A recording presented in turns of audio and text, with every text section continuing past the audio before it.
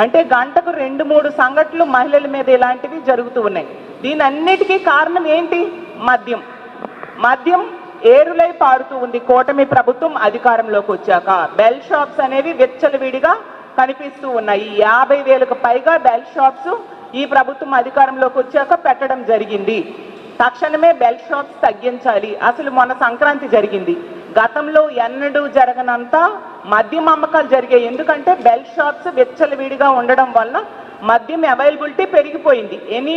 Any time money లాగా any time మద్యం అనేది ఈ ఆంధ్రప్రదేశ్ రాష్ట్రంలో ఈ కూటమి ప్రభుత్వం అధికారంలోకి వచ్చాక కనిపిస్తూ ఉంది.